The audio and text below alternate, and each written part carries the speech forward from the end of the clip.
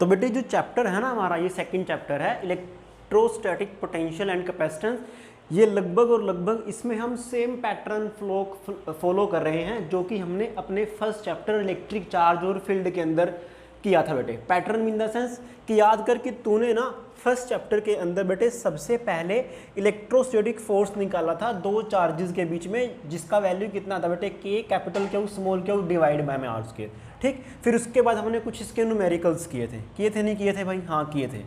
ठीक, न्यूमेरिकल्स। उसके बाद बेटे हमने क्या फाइंड आउट करा, मतलब फोर्स के बाद हमने न्यूमेरिकल किए। न्यूमेरिकल के बाद याद कर तूने क्या टर्म पढ़ी थी, तूने पढ़ा था बेटे इलेक्ट्रिक फील्ड इंटेंसिटी। क्या पढ़ा था? Electric field intensity. तो यानी कि जो कोई क्यू, अगर कोई चार्ज है कैपिटल क्यू, तो वो अपने से आर दूरी पर कितना इलेक्ट्रिक फील्ड जनरेट कर रहा है, उसका जो मैथमेटिकल वैल्यू है उसको आपने क्या बोला था? इलेक्ट्रिक फील्ड इंटेंसिटी बोला था। और वो किसके बराबर आया बेटे? वो आया था के कैपिटल क्यू डिवाइडेड बाय में स्मॉल आर स्क्वायर। ठीक, ध्यान से सुन, इलेक्ट्रिक फील्ड इंटेंसिटी कुछ नहीं है, बेसिकली ये क्या है? Force acting per unit charge है। ठीक, आप क्या करो, इस फोर्स को इस स्मॉल क्यू से डिवाइड कर दो तो एक ही बात है, हम ऑलरेडी कर चुके हैं बेटे। फिर हमने क्या करता बेटे, इलेक्ट्रिक फील्ड इंटेंसिटी हमने डिस्कस की थी डिस्क्रीट चार्जेस की वजह से। किसकी वजह से बेटे? Discrete charges. डिस्क्रीट चार्जेस मतलब बेटे अलग अलग की वजह से। उसके बाद याद कर, तूने electric field intensity find out की थी किसकी वजह से बेटे? इलेक्ट्रिक डायपोल की वजह से। किसकी वजह से बेटे? इलेक्ट्रिक डायपोल की वजह से। Electric dipole. और फिर याद कर, तूने जो इलेक्ट्रिक फील्ड इंटेंसिटी डिस्कस की थी वो तूने यूनिफॉर्म चार्ज डिस्ट्रीब्यूशन की वजह से की थी। किसकी वजह से की थी बेटे? यूनिफॉर्म चार्ज डिस्ट्रीब्यूशन की वजह से। ठीक है, जैसे हमारे पास रिंग था, वायर था, ठीक, और क्या कई तरह की हाफ रिंग कॉन्फ़िगरेशन थी। उसके अंदर हमने एक शॉर्टकट मेथड भी किया था भाई साहब उसके अंदर हमने। ठीक है, तो मतलब उस चैप्टर का पैटर्न ये था कुछ इस तरह से। अब सेम टू सेम कहानी यहाँ पर है। इस चैप्टर के अंदर क्या बेटे, आपने सबसे पहले क्या पढ़ा है? आपने सबसे पहले क्या पढ़ा बेटे? Electrostatic potential energy. इन दो चार्जेस को ये सिस्टम बनाने के लिए जो हमें एनर्जी की रिक्वायरमेंट पड़ती है उसे हम इलेक्ट्रोस्टैटिक पोटेंशियल एनर्जी बोलते हैं। वो कितनी होती है बेटे? के capital Q small Q divided by में आर। ओके, फिर याद कर, इसके बाद हमने क्या करें? हमने इसके बाद इसके न्यूमेरिकल करें। ओके, अगर आपने सारी वीडियो देखी है तो हमने इसके बाद इसके न्यूमेरिकल्स करे थे। ठीक है, न्यूमेरिकल्स, कोई बात नहीं। उसके बाद याद कर बेटे, तू इलेक्ट्रोस्टैटिक पोटेंशियल से इलेक्ट्रोस्टैटिक पोटेंशियल एनर्जी से किस पर आता बेटे? तो आया था बेसिकली किस पर? इलेक्ट्रोस्टैटिक पोटेंशियल पर। इलेक्ट्रोस्टैटिक पोटेंशियल कितना था भाई साहब? वो था V के कैपिटल क्यू डिवाइडेड बाय में स्मॉल आर। बेसिकली ये कुछ नहीं था, ये जस्ट क्या था बेटे? Electrostatic potential energy store per unit charge था। ठीक, फिर उसके बाद तूने क्या करा बेटे? डिस्क्रीट चार्जेस की वजह से क्या फाइंड आउट करा तूने? इलेक्ट्रोस्टैटिक पोटेंशियल फाइंड आउट करा था। डिस्क्रीट चार्जेस मतलब डिस्क्रीट मतलब अलग अलग चार्जेस की वजह से तूने क्या करा बेटे? इलेक्ट्रोस्टैटिक पोटेंशियल फाइंड आउट करा। ठीक, अब तू क्या करने वाला बेटे? ध्यान से सुन, ये जो पैटर्न है ना ये सेम टू सेम चल रहा। देख, पहले ये करा, यहाँ पे कर दिया, न्यूमेरिकल करे। उसके बाद तूने इलेक्ट्रिक फील्ड पढ़ा, यहाँ पे तूने इलेक्ट्रोस्टैटिक पोटेंशियल पढ़ लिया। उसके बाद तूने इसके न्यूमेरिकल करे। अब क्या आ गया बेटे? हमने इस वाले चैप्टर में क्या फाइंड आउट करा था? इलेक्ट्रिक डायपोल के ऊपर उसकी एक्सियल लाइन पे, इक्वेटोरियल लाइन पे और जनरल पॉइंट पे क्या फाइंड आउट करा था बेटे? Electric field intensity. तो अब की बार हम क्या पढ़ने वाले हैं बेटे? इलेक्ट्रिक फील्ड इंटेंसिटी पढ़ने वाले हैं। इलेक्ट्रिक डायपोल के बारे में पढ़ने वाले हैं कि इलेक्ट्रिक डायपोल के ऊपर उसकी एक्सियल लाइन पर, उसकी इक्वेटोरियल लाइन पर या फिर उसके जनरल पॉइंट पर कितना इलेक्ट्रोस्टैटिक पोटेंशियल आने वाला है। उसके बाद हम क्या पढ़ेंगे बेटे? उसके बाद पढ़ेंगे हम यूनिफॉर्म चार्ज डिस्ट्रीब्यूशन की वजह से electrostatic potential. Uniform charge distribution की वजह से क्या बेटे? Electrostatic potential. यहाँ हम electric field intensity find out कर रहे हैं, यहाँ हम इलेक्ट्रोस्टैटिक पोटेंशियल, यहाँ हम electric field intensity find out कर रहे हैं, यहाँ पे इलेक्ट्रोस्टैटिक पोटेंशियल, यहाँ पे हम electric field intensity find out कर रहे हैं, यहाँ पे क्या करने की कोशिश करें बेटे? हम इलेक्ट्रोस्टैटिक पोटेंशियल फाइंड आउट करने की कोशिश करेंगे। बेसिकली पैटर्न एक सेम सा है, मतलब दोनों में। ठीक है, चलिए जी आगे बढ़ते हैं बेटे। हम बेटे तो हम क्या करते हैं बेटे? हम इलेक्ट्रिक पोटेंशियल फाइंड आउट करेंगे किसकी वजह से बेटे? इलेक्ट्रिक डायपोल की वजह से। अब आप सभी को मालूम है कि इलेक्ट्रिक डायपोल क्या है? वो पेयर है इक्वल एंड अपोजिट चार्जेस का, जिनको हम बहुत ही very small distance of separation के ऊपर रख देते हैं। ठीक है, आप सबको मालूम होगा इलेक्ट्रिक डायपोल के बारे में। तो ध्यान से सुनो बेटे, ये क्या आपके पास ये इलेक्ट्रिक डायपोल है। ऐसे हम क्या करते हैं बेटे? ये उसका क्या है? एक्सियल लाइन है। ठीक, ये चार्ज कितना बेटे माइनस के क्यू है, ये चार्ज कितना बेटे प्लस के क्यू है। आप सभी को इस बात के बारे में मालूम है। ठीक है, ये कौन सी लाइन है उसकी, एक्सियल लाइन है, और ये कौन सी लाइन है भाई साहब उसकी, इक्वेटोरियल लाइन है। कौन सी लाइन है बेटे, इक्वेटोरियल लाइन है। तो पहले हम इलेक्ट्रिक पोटेंशियल फाइंड आउट करेंगे कहाँ पर बेटे, एक्सियल लाइन पर। कहाँ फाइंड आउट करने की कोशिश करेंगे, एक्सियल लाइन पर, एक्सियल लाइन पर। ओके, चलिए जी, बहुत बढ़िया। तो ध्यान से सुन बेटे, अगर इन दोनों के बीच की जो दूरी थी वो मैंने वो 2a मानी थी ना, याद करो बेटे। और ये जो 2a था ना वो बहुत बहुत बहुत कम था, याद करो। बेसिकली इलेक्ट्रिक डायपोल था क्या, बेसिकली इलेक्ट्रिक डायपोल क्या था बेटे कि ये एटम्स मतलब जो जैसे HCl वगैरह हैं, H2O है, एक तरह से किसकी तरह एक्ट करते हैं बेटे, इलेक्ट्रिक डायपोल की तरह एक्ट करते हैं। ठीक है, मैंने आपको बता चुका हूँ ये चीज़ें ऑलरेडी। ओके, तो मैं उसके ऊपर वापस नहीं जाना चाहता हूँ, याद कर लेना, ऑब्वियस ही बात है बेटे, डोंट वरी। अब मैं क्या करता हूँ बेटे, मैं इस इलेक्ट्रिक डायपोल के सेंटर से r दूरी पर इलेक्ट्रोस्टैटिक पोटेंशियल फाइंड आउट करने की कोशिश करता हूँ। ठीक है, तो वो आंसर कितना आएगा, ध्यान से सुन। ये प्लस चार्ज है, ये तेरा प्लस क्यू चार्ज है, ये तेरा माइनस क्यू चार्ज है। अब ये कंडीशन तो पक्की है कि जो तेरा स्मॉल r है बेटे वो very very very very very very very बड़ा है किससे, a के कंपैरेटिवली या फिर 2a के कंपैरेटिवली, कोई दिक्कत वाली बात नहीं है। ठीक है, हम ये कंडीशन हर बार लगाने की कोशिश करते हैं। चलिए जी, देखते हैं बेटे, हम ध्यान से सुन। ये जो चार्ज है यहाँ पर कितना इलेक्ट्रोस्टैटिक पोटेंशियल फाइंड आउट करेगा। तो ऑब्वियस ही बात है बेटे कि जो इलेक्ट्रोस्टैटिक पोटेंशियल है ना वो तेरी एक स्केलर क्वांटिटी है। अब इसमें वेक्टर लिखने की कोई ज़रूरत नहीं है, वेक्टर तरीके से नहीं, इसको हम नॉर्मल तरीके से ऐड करने की कोशिश करेंगे। ठीक है, तो जो इलेक्ट्रोस्टैटिक पोटेंशियल होगा एक्सियल लाइन पर वो किसकी वजह से होगा बेटे, वो होगा एक तो प्लस क्यू चार्ज की वजह से, और वो किसकी वजह से होगा बेटे, एक माइनस क्यू चार्ज की वजह से। क्लियर है, तो ध्यान से सुन, प्लस क्यू चार्ज तेरा ये वाला है, तो इससे ये वाली जो दूरी बनती है ये कितनी बनती है बेटे, ये बनती है तेरे पास r माइनस ए बेटे। ठीक, सिमिलरली यहाँ से लेकर के यहाँ तक की जो दूरी बनती है वो कितनी बनती है बेटे, r प्लस में ए। अब ये बात हमें मालूम है कि जो इलेक्ट्रिक डायपोल मोमेंट वेक्टर होता है उसका मैग्नीट्यूड मैं स्मॉल p लेता हूँ, और वो किसके बराबर होता है बेटे, q इंटू 2a के। ये बात हमें मालूम बेटे। और दूसरी बात क्या है कि इसका जो डायरेक्शन होता है वो कैसे होता है बेटे, माइनस क्यू चार्ज से लेकर के प्लस क्यू चार्ज की तरफ। ये तेरा क्या बेटे, p वेक्टर है। p वेक्टर मतलब इलेक्ट्रिक डायपोल मोमेंट वेक्टर है। ठीक, तो देख ध्यान सुन बेटे कि जो इलेक्ट्रोस्टैटिक पोटेंशियल है तेरा वो एक स्केलर क्वांटिटी है। अगर वो एक स्केलर क्वांटिटी है तो प्लस क्यू जो चार्ज इलेक्ट्रोस्टैटिक पोटेंशियल जनरेट करेगा वो कितना करेगा बेटे, मतलब ये वाला चार्ज यहाँ पे कितना इलेक्ट्रोस्टैटिक पोटेंशियल जनरेट करेगा। आपको मालूम है कि अगर कोई चार्ज क्यू है उससे r दूरी पर वो इलेक्ट्रोस्टैटिक पोटेंशियल जनरेट करता है कितना बेटे, k capital Q divide by में r। ठीक, अभी प्लस क्यू चार्ज है तो इसकी वजह से कितना इलेक्ट्रोस्टैटिक पोटेंशियल जनरेट होगा, वो होगा बेटे k। ओके जी, बहुत बढ़िया। क्यू कितना भाई, यहाँ पे स्मॉल क्यू है, डिवाइडेड बाय में r कितना है, मतलब डिस्टेंस कितना है इसका, वो है r माइनस के a। कितना भाई, r माइनस के a। Okay, plus. अब ध्यान से सुन बेटे, क्या इस नेगेटिव की वजह से कितना होगा बेटे, k इंटू में। अब यहाँ पे जो क्यू है ना वो माइनस के क्यू है, तो मैं यहाँ पे माइनस क्यू ले लूँगा मैं, डिवाइडेड बाय में। कितना डिस्टेंस है भाई साहब, वो है r प्लस में a। कितना है वो, r प्लस में a। आप इसको सोल्व करोगे तो आपके पास देखते हैं कितना आंसर आएगा। देखो k क्यू तो कॉमन है, k क्यू क्या बेटे कॉमन है, तो k क्यू मैंने कॉमन ले लिया। यहाँ पर कितना आएगा, 1/r माइनस के a माइनस 1/r प्लस में a। ठीक है जी, चलो जी, बहुत बढ़िया, इतना आंसर आ गया भाई, कोई शक वाली बात नहीं है। ध्यान से देख बेटे क्या कि जो k क्यू होगा वो किसके बराबर बनेगा, वो बराबर बनेगा इसकी मल्टीप्लाई इसके साथ कर दो तो आपके पास आएगा R square minus A square. Basically आपको फॉर्मूला पता होगा a माइनस बी और a plus B, a minus B into A plus B, उसका फॉर्मूला होता है A square minus B square. तो मैंने वो वाला फॉर्मूला यूज़ करा यहाँ पे। ठीक है, अब मैं क्या करता हूँ, इसकी मल्टीप्लाई यहाँ कर दो, इसकी मल्टीप्लाई यहाँ कर दो। इसकी मल्टीप्लाई जब यहाँ करोगे तो आएगा यहाँ पे आर प्लस में ए, जब इसकी मल्टीप्लाई इससे करोगे तो आएगा माइनस के आर माइनस के। बेसिकली मैं एलसीएम लेने की कोशिश कर रहा हूँ, इसमें कोई दिक्कत वाली बात नहीं है, ये बच्चा जानता है। तो जब आप इसको सोल्व करोगे तो आपके पास आंसर आएगा के क्यू दे ध्यान से आर प्लस ए, इसकी मल्टीप्लाई इसके साथ तो ये बना बेटे माइनस आर, इसकी मल्टीप्लाई इसके साथ तो ये बना बेटे प्लस ए।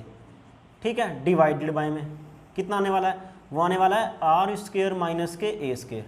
ये किसके बराबर बनने वाला भाई, आर ने आर को मार दिया, कितना बचा ऊपर बचता है के ए इंटू ए प्लस ए वो बनेगा 2a डिवाइडेड बाय में आर स्क्वेयर माइनस के ए स्क्वेयर, कितना आएगा आर स्क्वेयर माइनस के ए स्क्वेयर, और ये तेरा क्यों चल ही रहा है। ध्यान से सुन, ये वाली जो टर्म बनती है वो किसके बराबर बनती है भाई, पी के बराबर बनती है। तो पी ये कितना बने बेटे के P electric dipole moment vector, देखो क्यू इंटू 2a कितना बनने वाला है, वो पी बनने वाला है, ओब्वियस बात है बेटे। नीचे कितना आया, वो आया है आर स्क्वेयर माइनस के ए स्क्वेयर। ठीक है, अब मैं फिर से वही कंडीशन लगा देता हूँ कि जो आर है तेरा वो बहुत बहुत बहुत बहुत बड़ा है, किससे बेटे, ए से। याद कर जो तेरा ए होता है ना, उसका जो ऑर्डर होता है वो 10 की पावर माइनस के 10 मीटर, मतलब 2 एटम के बीच की दूरी होता है। उसका स्क्वायर करोगे तो बनेगा 10 की पावर माइनस 20। तो ये टर्म बहुत बहुत बहुत छोटी बन जाएगी। तो इसी वजह से मैं इस टर्म को ना, ए को मैं नियरली इक्वल टू कितना ले लेता हूँ बेटे, मैं 0 के बराबर ले लेता हूँ यहाँ पर। तो जब आप 0 के बराबर पुट करोगे तो ध्यान से देख बेटे कि जो आंसर आएगा तेरे पास कितना आएगा, वो आएगा के पी डिवाइड बाय में आर स्क्वेयर। तो ये जो एक्सियल के ऊपर इलेक्ट्रोस्टैटिक पोटेंशियल आता है वो कितना आता है बेटे, आता है के पी बाय आर स्क्वेयर। कितना आता है, के पी बाय आर स्क्वेयर बेटे। ठीक है, अब इमेजिन कर बेटे ये जो मैंने पॉइंट लिया ना, ये मैंने इलेक्ट्रिक डायपोल के राइट साइड में लिया। अब मैं ये भी तो कर सकता हूँ कि अगर इस वाले पॉइंट को मैं लेफ्ट साइड में करने की कोशिश करूँ तो क्या मेरा रिजल्ट सेम रहेगा। देखते हैं बेटे कि क्या आंसर आने वाला है। देखो आप इसको दोबारा से लिख लेना, क्योंकि भाई मुझे तो रिजल्ट मालूम है कि क्या आने वाला है। तो चलो बेटे मैं शुरू करता हूँ दोबारा से इस चीज़ को। ठीक, आप इस चीज़ को दोबारा से लिखने की कोशिश करना। ठीक है, अपनी नोटबुक में दोबारा से नोट डाउन करना कि क्या रिजल्ट आने वाला है। तो पहले जो डिस्टेंस ऑफ सेपरेशन है कितना बेटे, उनके बीच का 2a है। ठीक है, मैंने जो डिस्टेंस माना है वो कितना माना बेटे, सपोज कर आपने पॉइंट ले लिया ये वाला, तो जब ये वाला पॉइंट ले लिया तो यहाँ से कितना बना बेटे, वो बना है स्मॉल r, किसके, इसके इलेक्ट्रिक डायपोल के सेंटर से। क्योंकि जब भी मैं डिस्टेंस मेजर करता हूँ फिजिक्स में हमेशा ही सेंटर टू सेंटर करने की कोशिश करता हूँ। यहाँ से लेकर के यहाँ तक की जो दूरी बनेगी वो कितनी बने बेटे, वो बनेगी r माइनस के a। कितनी बनेगी भाई, r माइनस के a। ठीक, और जो वो पॉजिटिव चार्ज है, ये वाला जो पॉजिटिव चार्ज है, इसकी जो दूरी बनेगी वो कितनी बनेगी भाई, वो बनेगी r प्लस में a। कितने बनने वाली बेटे, r प्लस में a। फिर से वही कहानी कि जो इलेक्ट्रोस्टैटिक पोटेंशियल आएगा इस वाले पॉइंट के ऊपर, वो इसके द्वारा पैदा किए गए इलेक्ट्रिक पोटेंशियल और इसके द्वारा पैदा किए गए इलेक्ट्रिक पोटेंशियल का स्केलर सम होगा। स्केलर मतलब आपको नॉर्मल ऐड करना भाई साहब। ठीक है, तो जब आप नॉर्मल ऐड करोगे तो ध्यान से सुन बेटे कि ये जो v प्लस प्लस क्या हुआ है, मतलब इसकी वजह से यहाँ पर जो इलेक्ट्रोस्टैटिक पोटेंशियल आएगा वो कितना आएगा बेटे, वो आएगा के क्यू डिवाइडेड बाय में इनके बीच की दूरी। इनके बीच की दूरी कितनी है बेटे, वो है आपकी बार r प्लस में a। कितना भाई साहब, r प्लस में a। सिमिलरली इसकी वजह से जो इलेक्ट्रोस्टैटिक पोटेंशियल आएगा इस वाले चार्ज की वजह से, नेगेटिव चार्ज की वजह से, वो कितना आएगा, के माइनस क्यू डिवाइडेड बाय में कितनी दूरी है बेटे उनके बीच की, वो है r माइनस के। तो अब की बार यहाँ पे r माइनस के आ जाएगा। कितना आएगा, r माइनस के। तो बस भाई फिर से वही कहानी, इसको तो सोल्व करना शुरू कर दे। तो यहाँ पर आएगा प्लस, यहाँ पर आएगा माइनस, यहाँ पर आएगा प्लस, यहाँ पर आएगा बेटे क्या, माइनस। जस्ट सेम प्रोसीजर है। यहाँ पर कितना है बेटे, फिर अब की बार माइनस आएगा, यहाँ पर कितना है बेटे, वो प्लस आ जाएगा।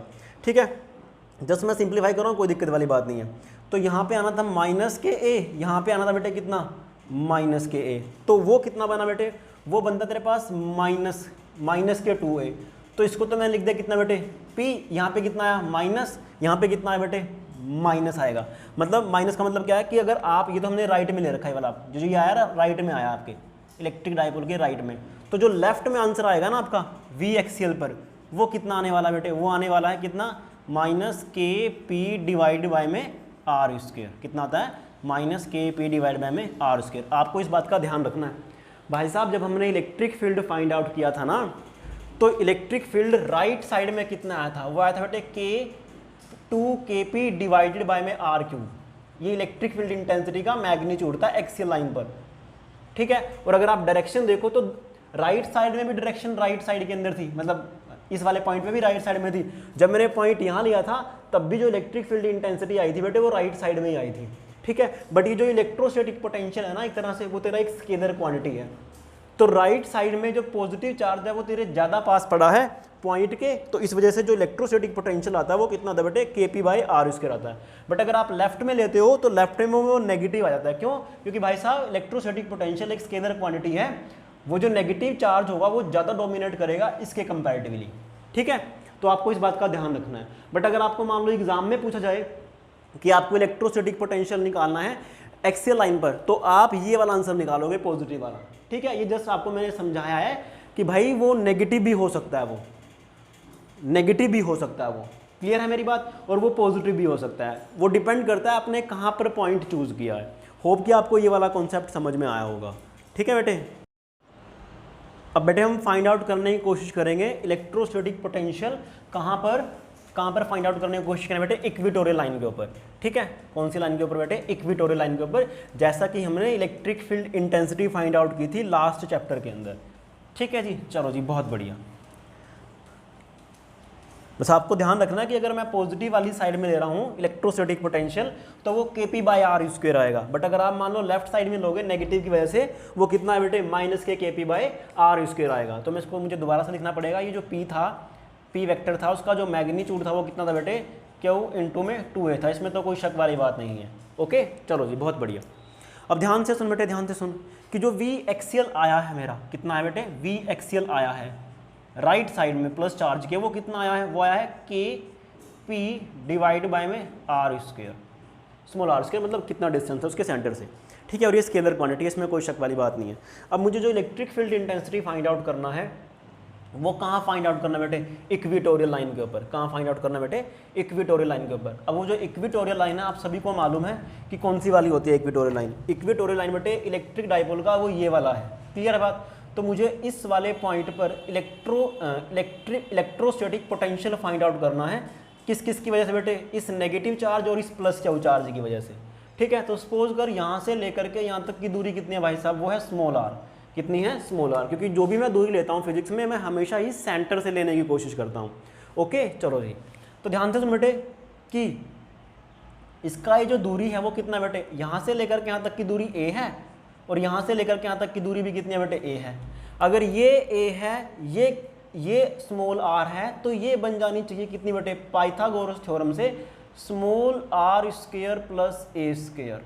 ठीक है, सिमिलरली भाई साहब ये वाली जो दूरी बनने वाली है वो भी सेम बनने वाली है, कितनी, √ स्मॉल r² प्लस a²। ठीक है, होप आपको ये चीज़ ऑलरेडी मालूम है बेटे।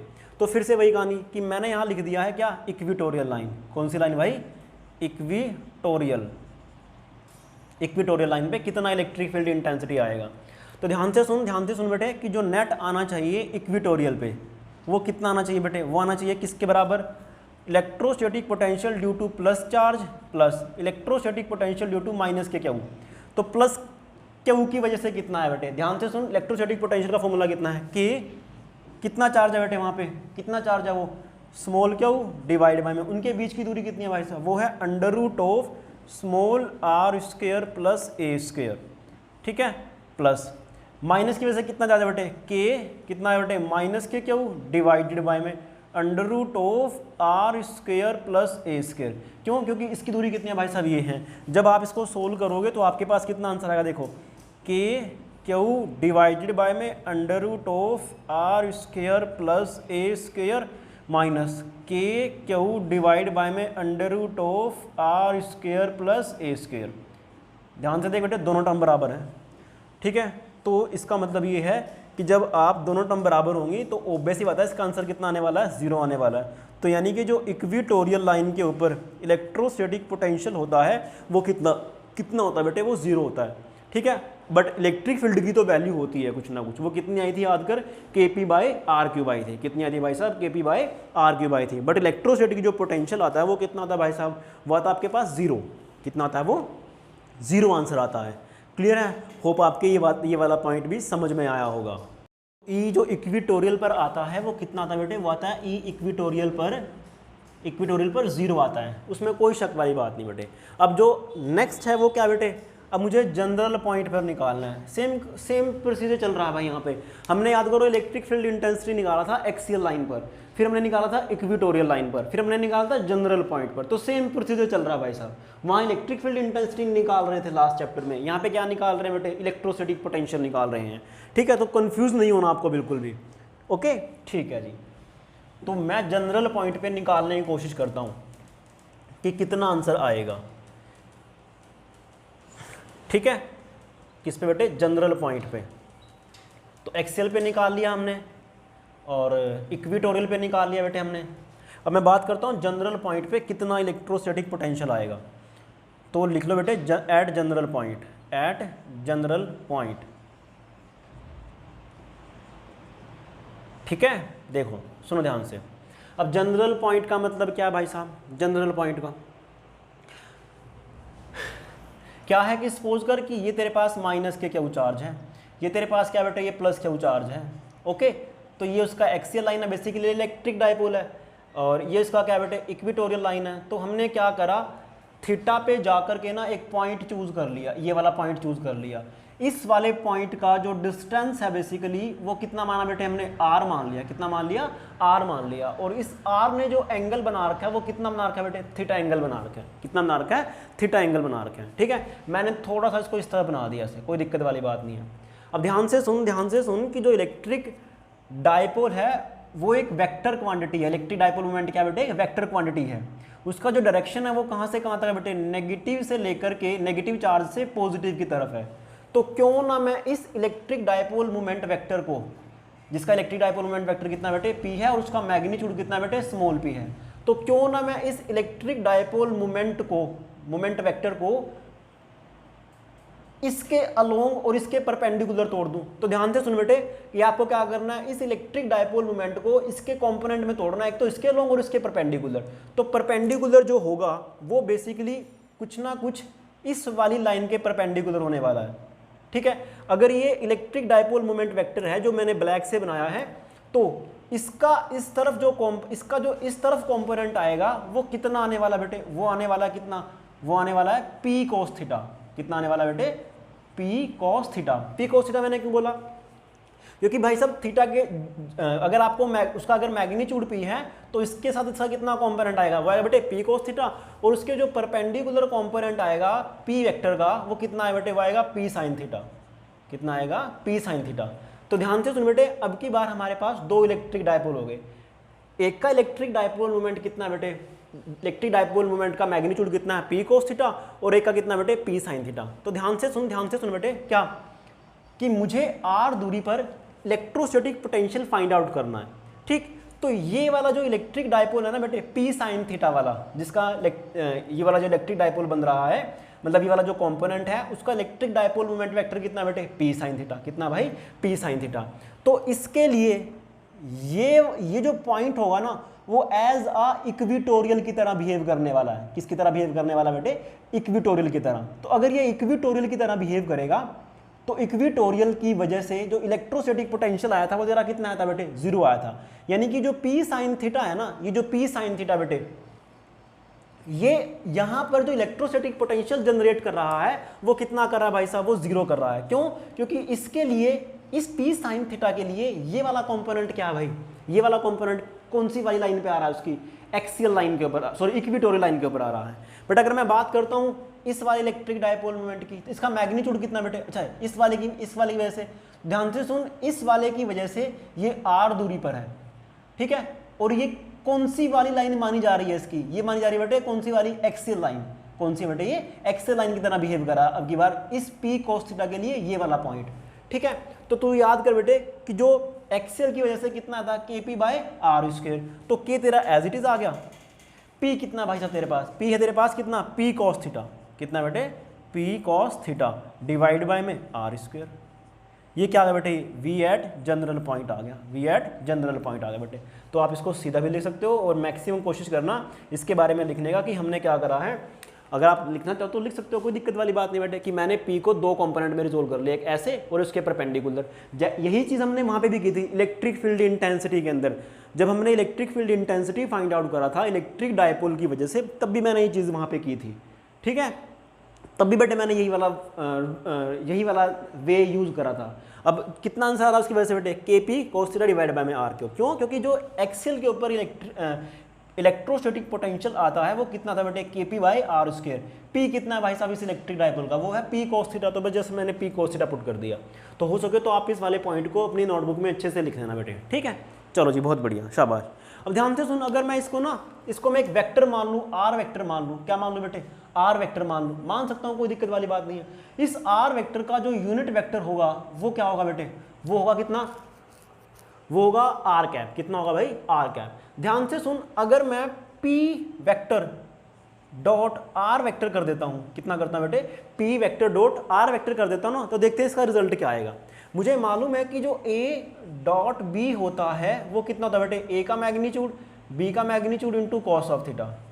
ठीक, आर कैप क्या बेटे, एक यूनिट वेक्टर है जिसका मैग्नीट्यूड क्या है, 1 है, और वो किसका डायरेक्शन दिखा रहा है बेटे, आर वेक्टर का डायरेक्शन दिखा रहा है। तो पी का मैग्नीट्यूड कितना बेटे, पी है। आर वेक्टर आर कैप का मैग्नीट्यूड कितना बेटे, 1 है। इनके बीच में कितना एंगल है बेटे, इनके बीच में कितना एंगल है बेटे, पी तेरा है ये वाला, पी तेरा बेटे ये वाला, और आर कैप है तेरे पास ये वाला, आर कैप है बेटे तेरे पास ये वाला। तो कितना एंगल उनके बीच में, थीटा। तो कितना बना बेटे ये, कॉस ऑफ थीटा। तो कितना आंसर आया, P into cos of theta. Basically P तेरा ये इलेक्ट्रिक डायपोल है, इलेक्ट्रिक डायपोल मोमेंट वेक्टर है इस तरफ, और आर कैप उसी के अलोंग में, आर के अलोंग में होता है वो, क्योंकि यूनिट वेक्टर उसी का होता है जिस वेक्टर का हम निकालते हैं बेसिकली। तो आपने इन दोनों की डॉट प्रोडक्ट की तो आपके पास कितना आ गया बेटे, पी कोस थीटा आ गया। ध्यान से सुन, पी कोस थीटा तेरे पास यहाँ पर भी है, तो इसको मैं लिख सकता हूँ कितना बेटे, के बराबर P vector dot are cap. और बुक में आपको ये वाला लिखा मिल जाएगा, डोंट वरी, कोई दिक्कत वाली बात नहीं। वी एट क्या बेटे, ये जनरल पॉइंट है, आप इसको भी लर्न कर सकते हो, कोई दिक्कत नहीं है। ठीक है, अब अगर आपको ये चीज़ याद है तो मैं एक्सेल पे भी निकाल सकता हूँ और इक्वेटोरियल पे भी निकाल सकता हूँ। ध्यान से सुन बेटे, जब आप एक्सेल पर निकालोगे, इस पॉइंट को एक्सेल लाइन पर लेकर के जाओगे, तो जो तेरा थीटा बनने वाला है वो तेरा कितना बन जाए बेटे, 0 डिग्री बन जाएगा। जैसे 0 डिग्री बनेगा, इस जनरल पॉइंट में आप कितना पुट करो बेटे, कोस ऑफ 0 पुट कर दो। कोस 0 कितना होता है, 1। तो तेरे पास कितना आंसर आया बेटे, वो आ जाएगा वी बराबर के पी डिवाइड बाय में आर स्क्वायर, जो कि मेरा पहले वाला रिजल्ट है। ओके, सेम रिजल्ट है।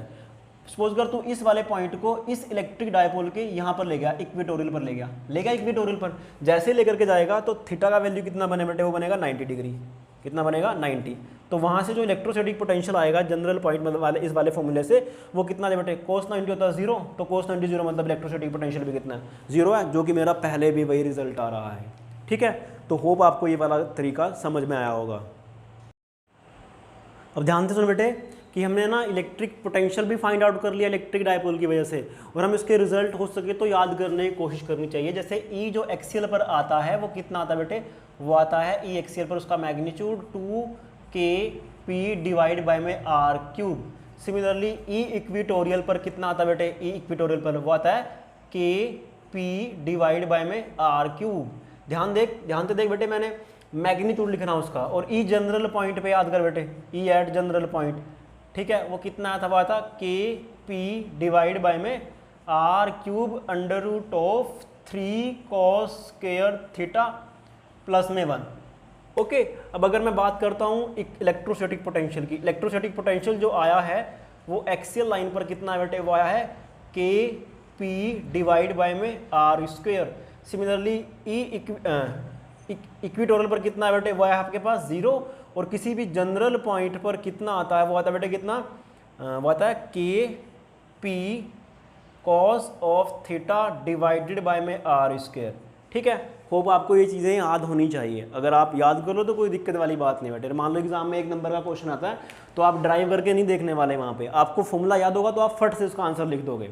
ठीक है, होप आपकी ये सारे के सारे फॉर्मूले याद करने की कोशिश करोगे बेटे।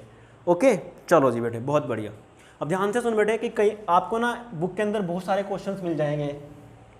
ठीक है, जैसे मान लो क्या है कि आपके पास इलेक्ट्रिक डायपोल दे रखा है बेटे, ये माइनस के क्या चार्ज है, ये कितना भाई साहब, ये प्लस क्या चार्ज है। इसका जो इलेक्ट्रिक डायपोल मोमेंट वेक्टर है वो नेगेटिव टू पॉजिटिव है, उनके बीच की दूरी कितनी है बेटे, 2a ही दे रखा है, कोई दिक्कत वाली बात नहीं है।